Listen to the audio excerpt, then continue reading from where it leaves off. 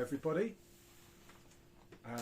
Just as Oasis would sing, it's good to be back, it's good to be back. And I haven't done a video for a month, but I'm pleased to be in front of the camera once more and showing you some of the books I have.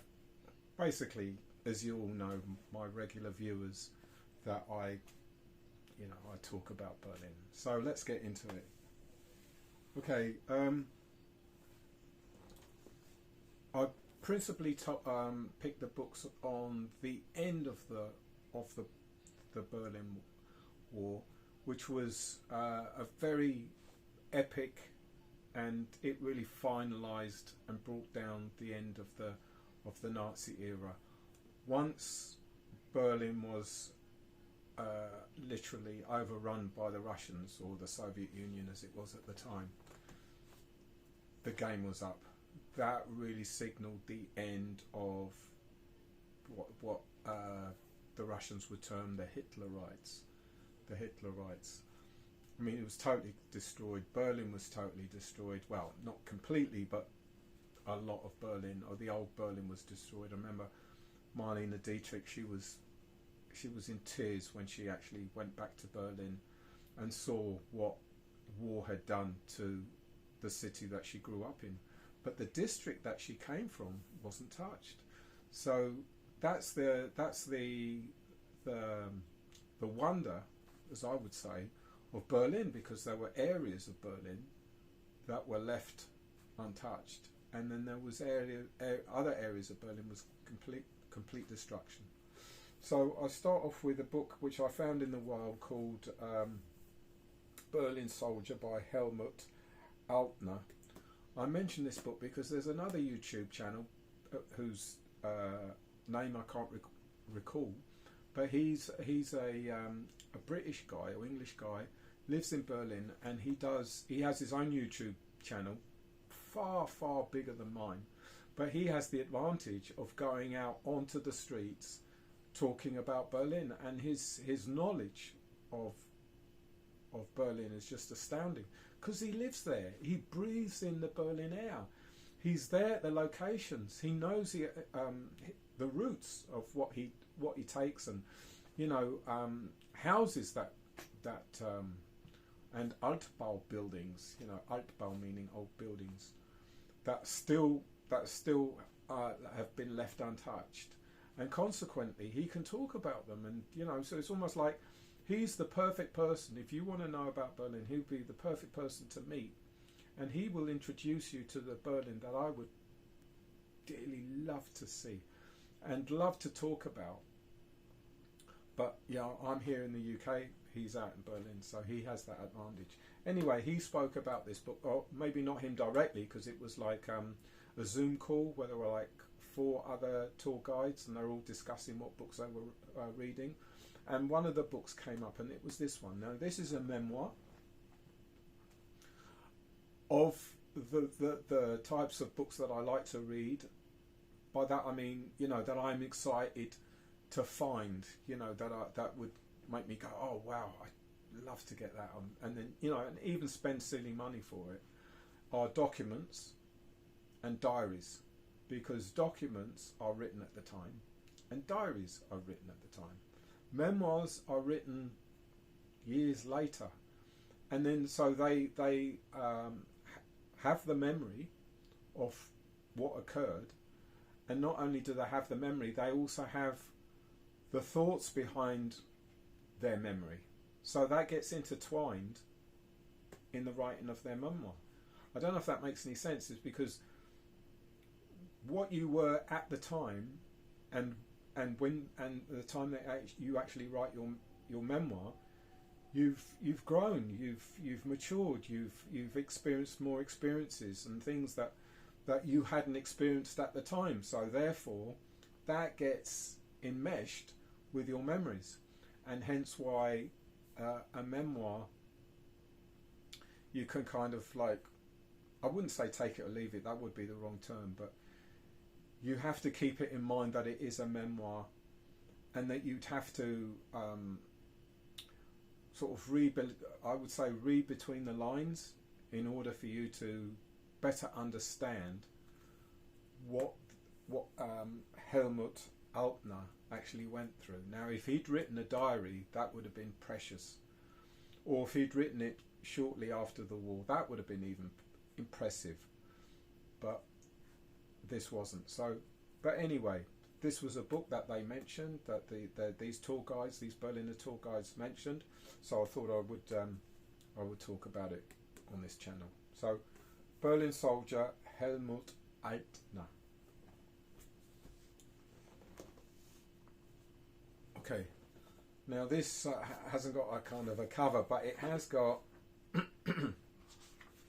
let's see, not only has it been signed,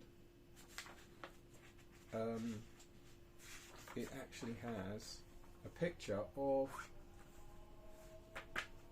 Anthony Duke there, and it's called Slipstream. Now this is one of those lucky finds, and I can't remember, because it was so long ago that I actually bought this book, and because I have it now, you know, because I was going through my books on my bookshelf, and I thought, oh, Slipstream, so I thought I'd talk about it. So I think it's his sister actually wrote this book, and he was in Berlin at the time. Now it's been such a long time since I've actually read this book that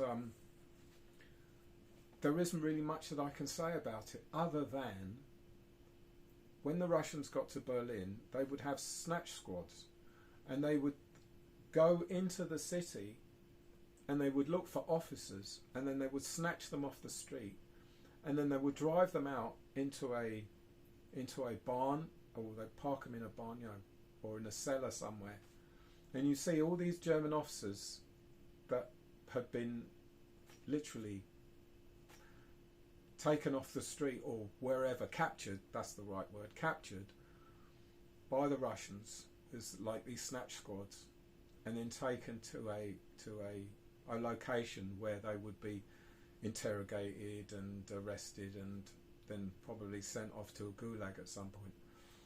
But I would literally have to reread this book again. Now this is a book that you know will be lost to the history of time.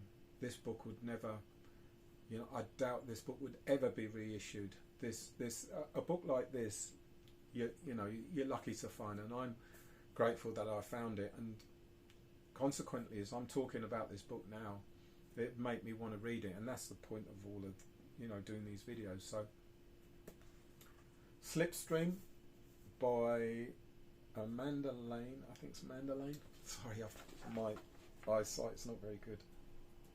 Yeah, Slipstream, the story of Anthony Duke by Madeleine Duke. Okay. The Bomber Battle for Berlin.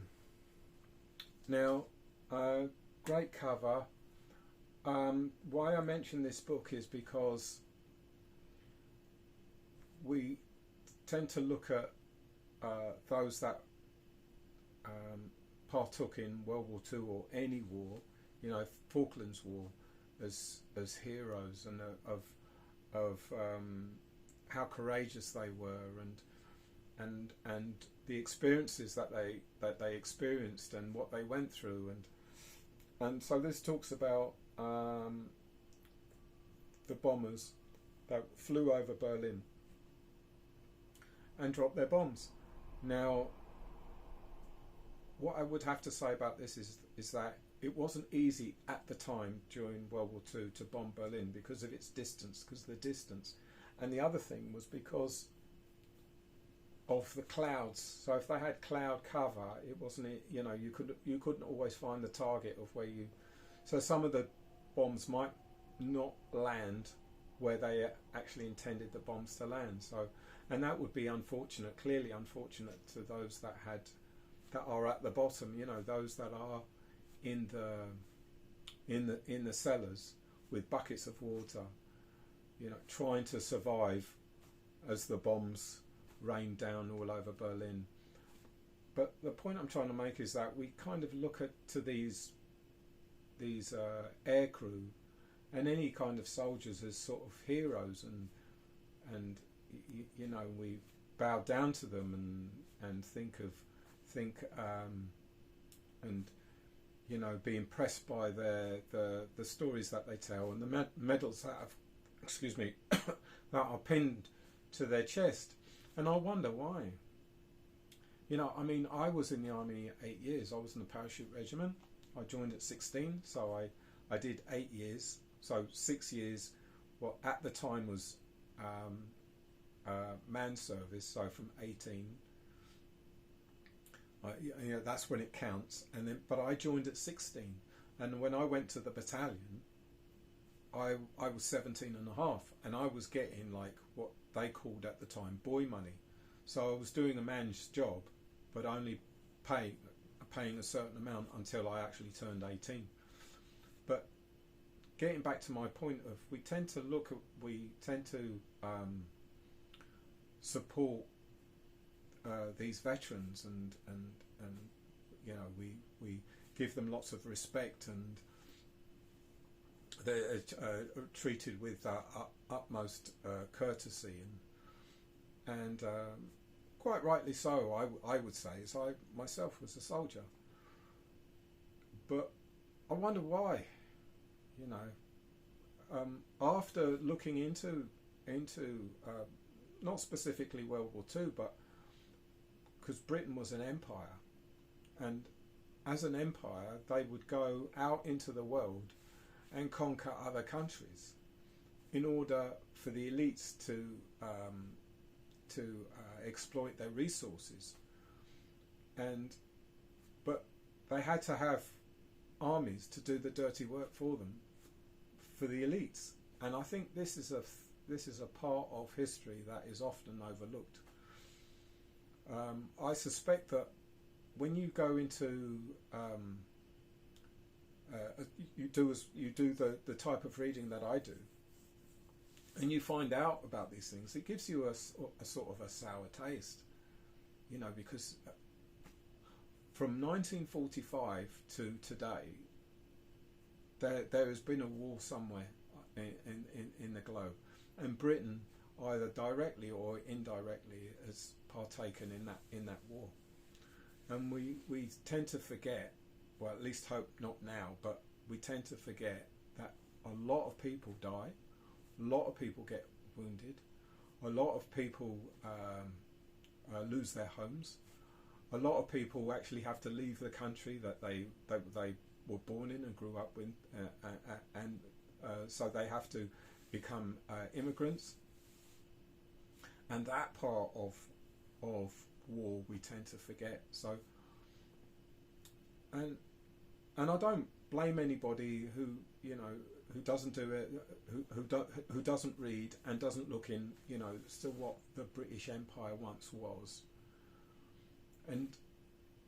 But anyway, we have this kind of cult of personality for soldiers, and that you know took part in these campaigns, because not everything in certainly as war's concerned was defensive, because they always use the word defense, which isn't a defense. It's a they use that as a kind of a pretext, you know, where it was more like an invasion than fighting a war in order to put down communism, or to get somebody that was in power out of power. For example, when Mossadegh was overthrown, they wanted to be rid of him because he nationalised the oil, and Britain wanted to get the oil and not give, or hardly give, anything to the Iranians. So they managed to overthrow Mossadegh, and they put the Shah, and the Shah was a dictator, and consequently, him being a dictator, he was a kind of a puppet for the West. And Savak, which was the Iranian Secret Service, was trained by the CIA. So you get my point. But I hope I haven't got off into too many tangents. It's just that, you know, this cult of personality, which is how veterans are often looked upon because of the deeds that they've done around the world. So it's something to think about. So anyway, this is called Bomber Berlin, beg your pardon, The Bomber Battle for Berlin by John Serby. So, now this is a book called Fire, The Bombing of Germany, 1940 to 1945, by Jörg Friedrich. So that clearly sounds to me like a German who wrote this. I've been after this book for a long time. I've seen it and then I forgot about it, and then I couldn't recall because I didn't write the title of the book, and it's an easy title. But I completely forgot the book. I couldn't find it. It's a bit at work, when somebody asks for something and they can't give you the right name of what it is that what they want, and you have to try and second guess and to understand what it is that they want, but they can't give you the name and they can't show it to you on their phone. So anyway, this is about what happens to those that are in the cities who are being bombed. Now this is a very, very powerful book. Now I haven't had the chance to read this book yet because I have so many books that I've yet to read, and I'm going through them slowly. But this clearly is one that I'd like to read, because this is the only book that I have of those who suffered as a consequence of the Allied bombing of Germany.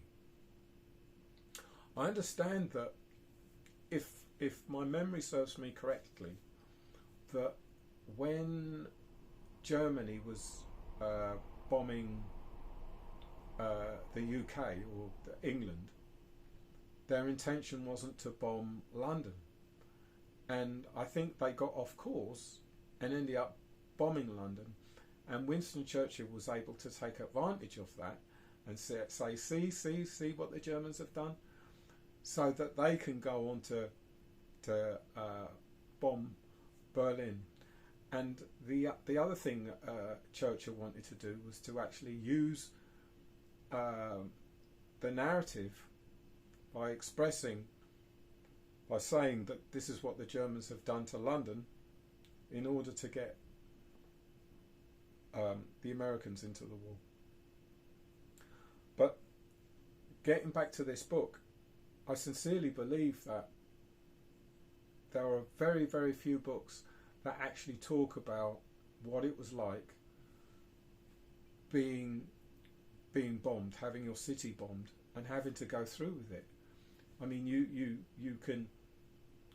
your sleeping patterns will be disrupted every time the air raids would alarm, and you have to dash down to the cellar, and and you have these the whistlings of the bombs coming down, and also as the bomb actually strikes the ground or hits a building, everything shakes, everything, and this must be overwhelming for those that had to live through this, and to do this day after day, week after week, month after month, must have been terrifying. So I'm starting to get more and more into that part of history that is often overlooked, because we often hear about what the air crews of the bombers were doing, and all their experiences, and Bomber Command and Bomber Harris. We get all of that, but we don't get anything, or very little, from those that were on the ground that actually had to live through it. So anyway, this book is called The Fire, The Bombing of Germany from 1940 to 1945, written by Jörg Friedrich.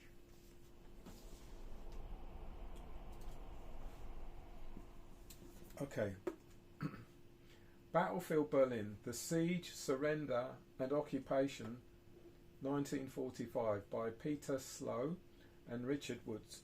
Now this is one of the first books that I ever got on Berlin. My favourite is for my viewers may be aware, is The Last Battle by Cornelius Rhine. It started the whole interest in Berlin, and it's never left me. But this is also one of the earlier books that I bought. I bought in the 80s, I believe, and this one, Slipstream. I like this book because it not only talks about the siege and the surrender, but it also talks about the occupation. So this is the sort of angle that I actually like, because I like to focus on the end of, like from 1944, as the war was still going, to into the 40s. So the occupation. Berlin was occupied until 1989. It was under occupation that long. And say, for example, in Austria, the occupation was only 10 years. And then they became neutral. Now, I hope Austria remains neutral and doesn't go into NATO. That would be a tragedy if it ever occurred. Same as Ireland. But this book, it's clearly a reread, because I'd overlooked the fact that it talks about the occupation, and it'd be really interesting to see what these authors come up with, what research they may have done. Did they speak to any people that actually lived in Berlin at the time and survived not only the war but the occupation? And what side of the city did they come from? Were they in East Berlin and came over to the west before the wall was built? Things like that. All these little details. But the thing is, you won't ever know until you clearly read the book. And reading a book takes time. You can't suddenly read, unless you're a speed reader, read a book in an hour or two. And also with work, you have to go to work, so it's not that easy. Always reading, taking the time to read. And then of course you've got social media, so if you're addicted to your phone, that can get in the way of reading too. So yeah, what can I say about this book other than it's one of my earliest books that I bought. I'm pleased to have it, I'm pleased to talk about it, and yeah, this is a book that I should definitely read at some point. So, Battlefield Berlin, Siege, Surrender and Occupation 1945 by Peter Slow and Richard Woods.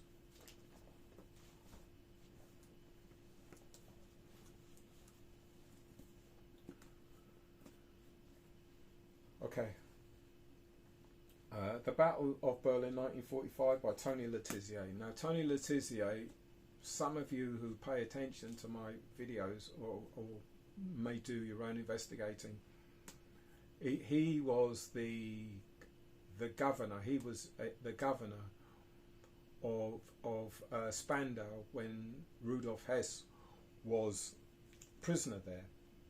Now he says that that Rudolf Hess committed suicide. 93-year-old man with arthritic hands committed suicide after all that time. From all the readings that I've done, I have to say this. I believe that he was murdered. I can't prove it. I wasn't there. State killings, well, I say the state, they kill all the time. And you probably know it from James Bond, License to Kill. Yeah, there are people that are licensed to kill. And I don't doubt, but I'm very, very, very suspicious that Rudolf Hess was killed. I can't prove it. I don't know. People might call me a conspiracy theorist. Fair enough. They can call me that if they want. But it's just so suspicious that a man of that age would want to commit suicide. And his son was suspicious about it constantly. And not only that, it was the speed in which Spandau was demolished. I mean, as soon as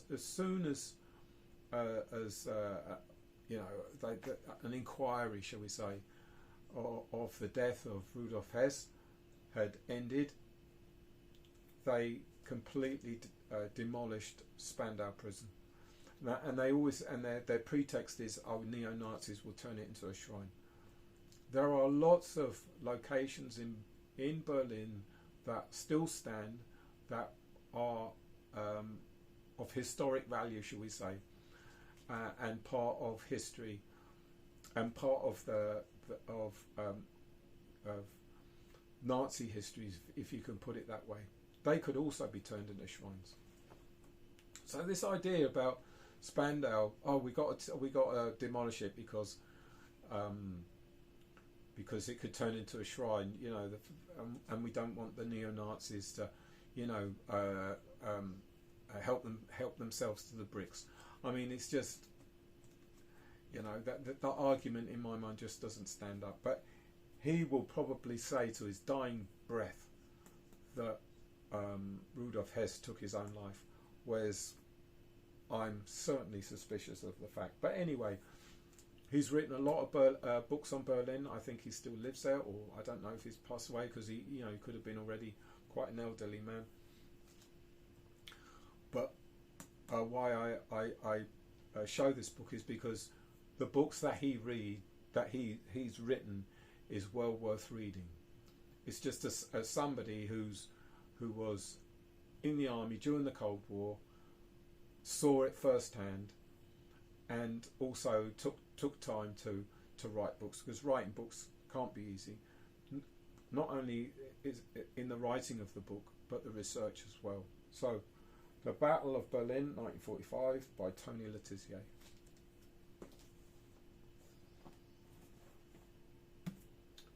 Okay.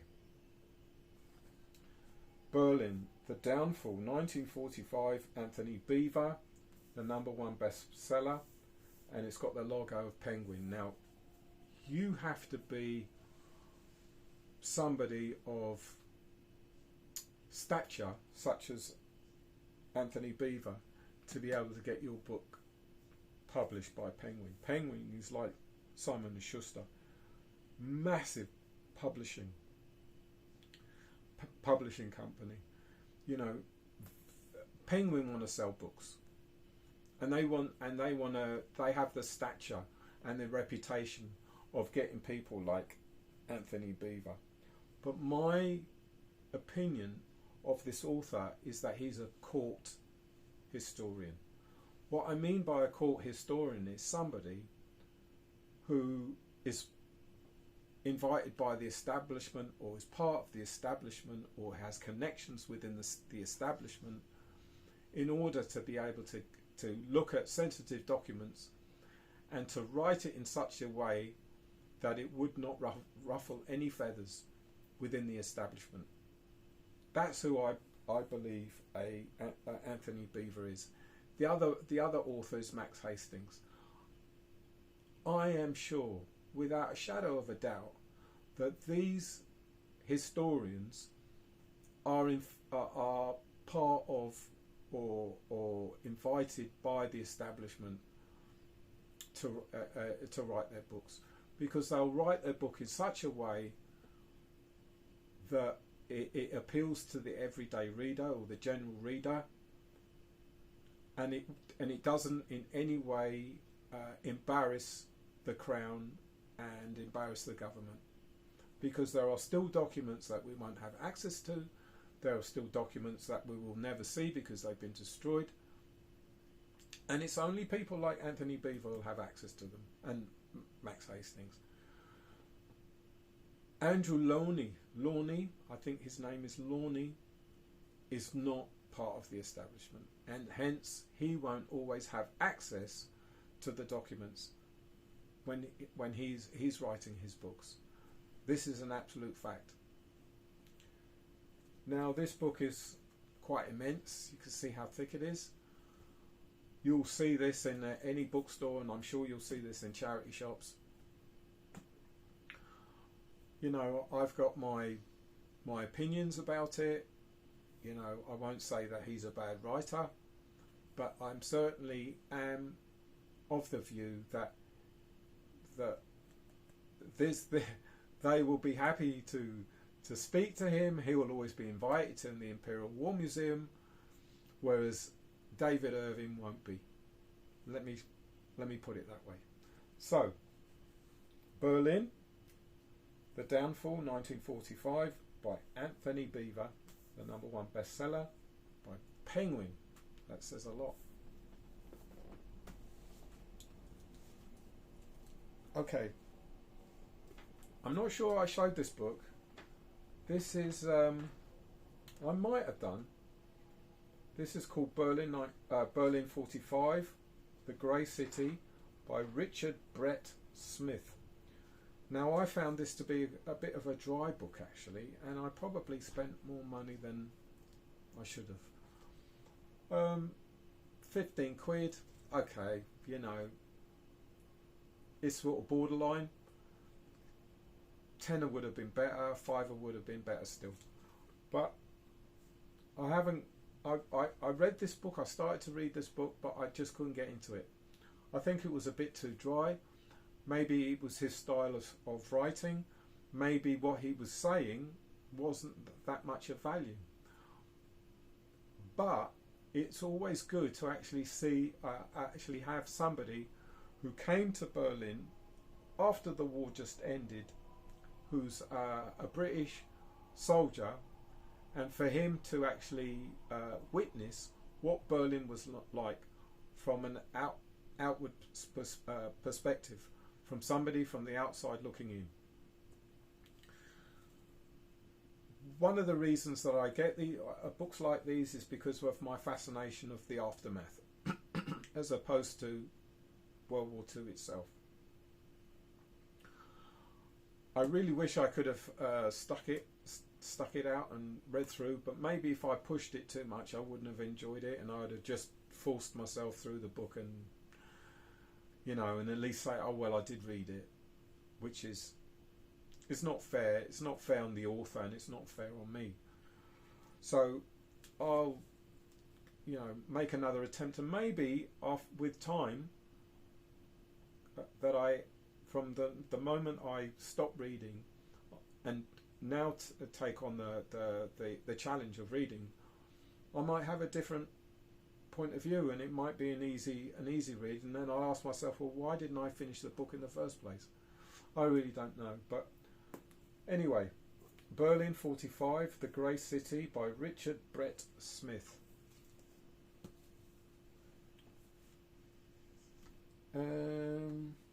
Okay. This is called Along the Edge of the Forest, The Iron Curtain Journey by Anthony Bailey. This is a discarded library book. I think I got this from the United States, and it's got a tower on the cover, a watchtower or border tower. But why I got this book was because this isn't about Berlin so much. It's the division of Germany, and the border was closed, so the East Germans couldn't get into West Germany unless they were able to get through the border in some way without getting caught. And the only opening that they had was through Berlin, so they had to go through Berlin in order to get out of East Germany. I think this book is something that comes across from or the perspective of a particular angle that I wouldn't ordinarily read about. But having said that, it would open my eyes as to a point of view, a perspective that I haven't had before, and I might be able to see things that I never saw before. From the point of view of this particular book. The other thing I would say is that when the Berlin Wall came down and Germany was no longer divided, they call it a reunification. I don't believe that was so. I believe it West Germany took over East Germany. It wasn't a reunification. I wouldn't say it was an invasion, but West Germany had the economic might to occupy. Maybe occupation wouldn't be the right word. I'm sure it's not. It's the only one I can think of right now. But they had the ability, because of their economical power, to overwhelm East Germany. and westernize East Germany. I think that is something that is overlooked, and certainly when you hear it during the media, you'll always say the reunification of Germany. I don't think there was a reunification of Germany. I don't think it ever occurred. It was, they took it over. The West Germany took over East Germany. It wasn't a reunification and we all shake hands and we dance in the street. Yeah, that's what the media will show you. But if you really come down to it, it was Herr Kohl, the Chancellor Kohl, took over East Germany in order to capitalise on it, to make money from it. That's what I believe actually occurred. This book might give me some clues by reading it, because I haven't read it for a long time, but because I now talk about it, it intrigues me to want to pick this book up and read, with the thought that West Germany took East Germany. So, Along the Edge of the Forest, An Iron Curtain Journey by Anthony Bailey.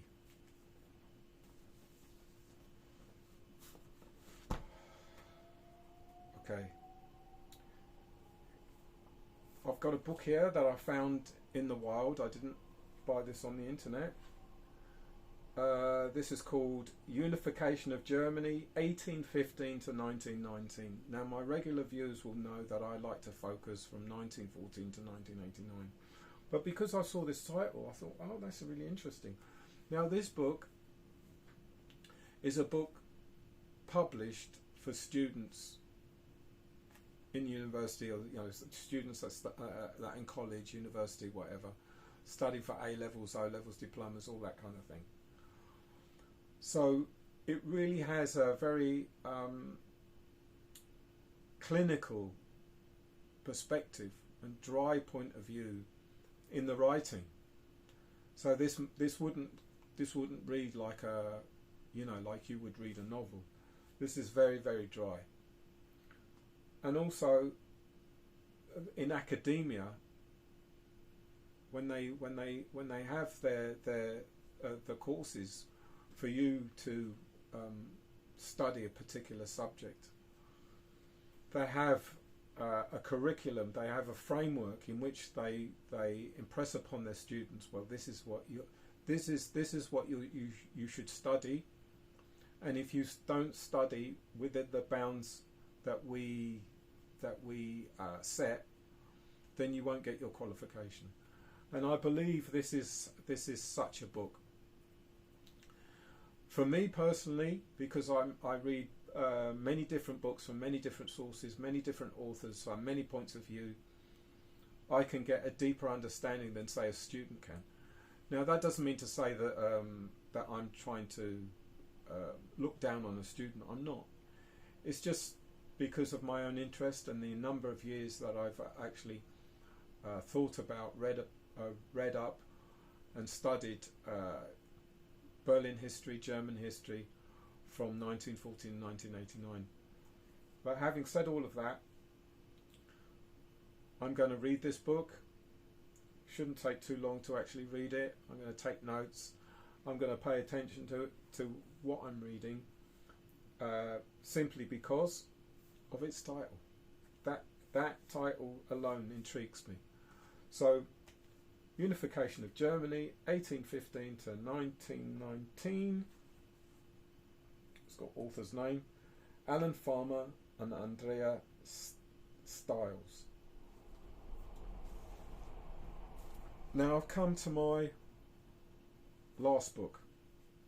This book is called West Germany and Israel, Foreign Relations, Domestic Politics and the Cold War, 1965 to 1974, by Carol Fink.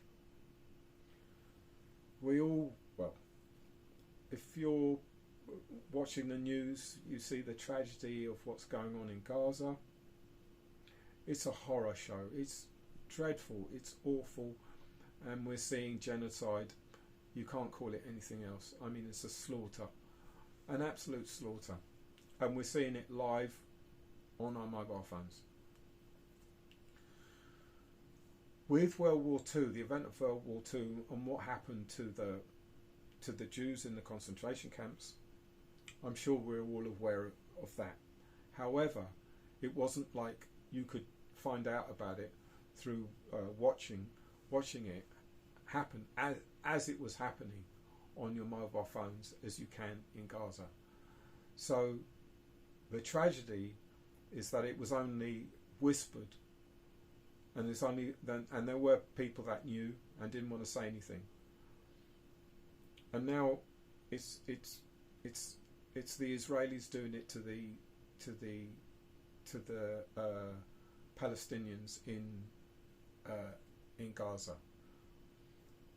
This comes from a different point of view, because this was through the events of the Cold War, from the mid-60s to the mid-70s. So it will have a differing point of view, and the politics of the time will be a lot more different as it is today. Germany is in effect supporting Israel as it is supporting Ukraine. This is a tragedy of all tragedies, in my opinion, because they're effectively supporting indirectly a genocide. And in Ukraine, they have neo-Nazis in Ukraine, and the Germans are supporting the Ukrainians with weapons, with money, with political support.